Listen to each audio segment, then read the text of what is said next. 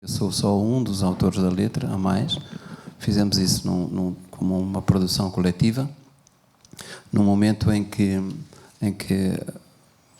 éramos uma ditadura, sim, que nós, digamos, legitimávamos, digamos assim, em confronto com a história, assumíamos esta é a ditadura do proletariado, é a melhor maneira de fazer a democracia, porque é preciso que a burguesia seja sujeitada, seja dominada.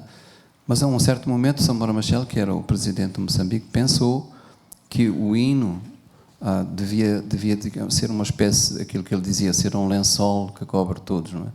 E era preciso corrigir o hino anterior, que era um hino para quem fosse daquele partido só, porque era o partido único. Bom, só que Samora era um guerrilheiro e portanto, concebia que a criação artística tinha que ser feita com uma coisa militar. E convocou-nos, tirou-nos do nosso trabalho, a mim, 4 poetas, 4 escritores, 4 músicos, perdão, e fomos colocados numa casa na periferia de Maputo, em plena guerra. Eu vou-vos dizer que eu acho que nunca notei ser tão bem tratado na vida. Nós tínhamos uma mordomia especial, tínhamos uma piscina, tínhamos uma casa, era-nos servida toda a hora bebida e comida, etc. A Patrícia, que está aqui comigo, a minha mulher, até vinha de vez em quando lá, a gente dava comida para o resto da família. Aquilo foi uma coisa fantástica. A gente não queria que acabasse nunca aquela produção do hino. E eu digo, eu não sou pessoa de beber, mas os meus colegas eram, e bebíamos mais do que escrevíamos música.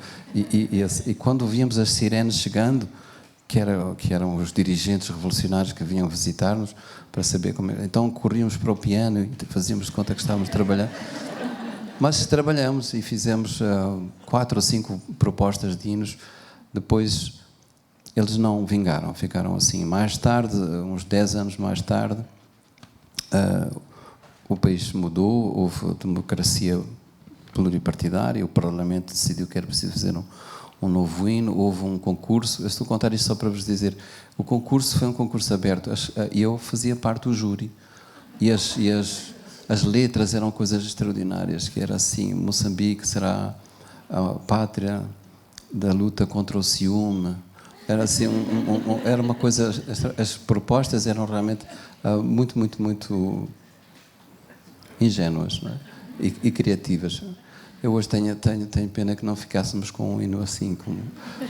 Depois, quando ele foi aprovado, no Parlamento votou-se contra o hino, porque o hino ainda tinha sobrevivências daquele período revolucionário, falava do sol vermelho, os operários, etc. E eu, numa sala, disse, então eu mudo já. Então eu fui e onde havia vermelho pus o sol de junho, porque nós nascemos em junho.